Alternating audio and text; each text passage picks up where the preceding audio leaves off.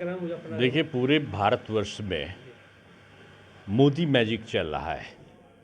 श्री राम जन्मभूमि मंदिर निर्माण के कार्यक्रम पे जिस प्रकार से पूरे भारत के लोग आए हैं, जिस प्रकार से बजट का सत्र हुआ है और मोदी जी के जो 10 साल, लगभग 10 साल का कार्यकाल रहा है, वो भारत के विकास की यात्रा की एक कहानी है। और अगर आप देखो तो एक तरफ तो मुद्रास्फीति की दर नियंत्रित रही है, महंगाई की दर नियंत्रित रही है। यानी अगर दूसरे शब्दों में कहें, जो 2014 तक जो पहली सरकार का जो शासन था कांग्रेस का, उससे कहीं कम महंगाई की दर वर्तमान समय में है। और आज भारत एक वैश्विक स्तर पर एक संपन्न राष्ट्रों को पिछाड़ रहा है। आज अमेरिका, ब्रिटेन, जापान, जर्मनी की जो विकास की दर है, वो भारत की विकास की दर से कम है। और 2047 में भारत विकसित राष्ट्र बने, इसकी आधारशिला माननीय मोदी जी ने अभी जो हमारा ये अंतरिम बजट पास हुआ है, उसमें उसकी एक तरीके से आधारशिला रखी गई है। जातिवाद का जो चक्र विपक्ष ने चलाया था, कुचक्र, वो आज महत्वहीन बन चुका है। आज मोदी जी ने 4 ही जाति कही हैं। एक जात का नाम है महिला, दूसरी जात का नाम है युवा, और तीसरी जात का नाम है किसान, और चौथी जात का नाम है गरीबी। इन 4 जातियों का उन्नयन करना ये बीजेपी का लक्ष्य है। और इस लक्ष्य के चलते हुए बीजेपी पूरे प्रदेश में जो है एक अलग मुहिम चलाए है। और मैं समझता हूँ कि 14 की 14 सीटें पश्चिमी उत्तर प्रदेश की बीजेपी जीतेगी। और वो आपको लगता होगा, किसान बहुत खुश है। आज किसान की सम्मान निधि है, आज किसान को समय से यूरिया खाद का उपलब्धि है, गन्ने का मूल्य से उचित मिल रहा है, एमएसपी को 2 बार बढ़ाया गया है।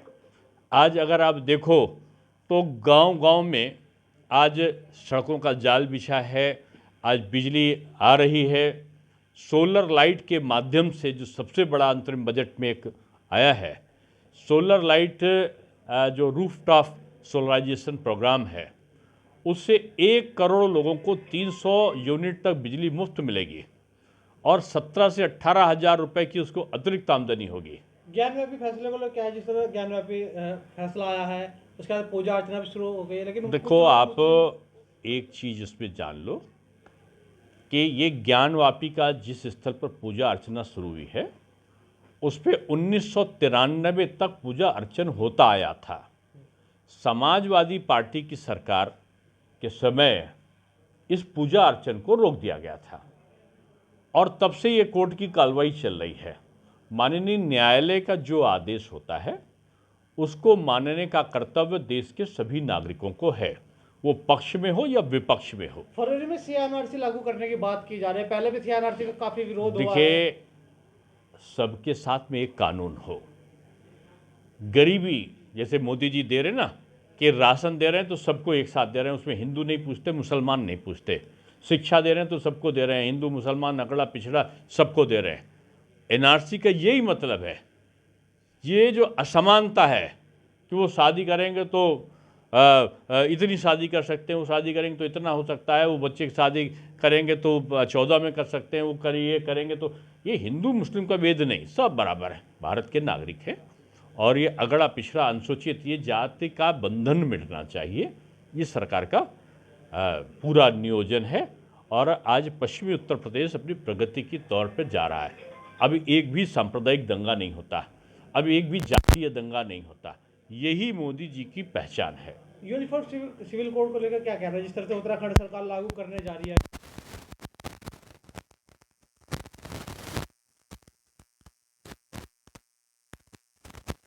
स्नेह और प्यार लाना और सबको सरकार की ज़रूरत की चीज़ें अच्छी तरीके से उपलब्ध हो सके, इसकी व्यवस्था करना। जो समाजवादी पार्टी पीढ़ी यात्रा लेकर चल रही है कि अल्पसंख्यक और दलितों को एक करेंगे, उसको लेकर क्या कहना है? अब वो जाति में बांटते रहे और बीजेपी जाति को एक करती रही, यही काम है उनका। काम जो चाहे सपा बसपा माकपा बाकपा कांग्रेस, इनका काम है जातियों में बांटो, छाटो, डांटो और अलग से राज्य करो। बीजेपी का काम है सबको मिलाओ, एक करो और एक करके देश को मजबूत करो। जिस तरह से जो बिहार के मुख्यमंत्री थे नीतीश कुमार, उन्होंने महागठबंधन से इस्तीफा देगा, फिर अभी गठबंधन को देखते जाओ, ये खड़ बंधन है, ये लोगों का तोड़ू बंधन है और ये आपस में केवल स्वार्थ के लिए मिले थे। अभी देखते जाइए कितने लोग इनसे अलग होने वाले हैं। झारखंड को लेकर क्या कहना है, जिस तरह से वहाँ? नहीं, जो कानून है वो अपना काम करेगा। ठीक है।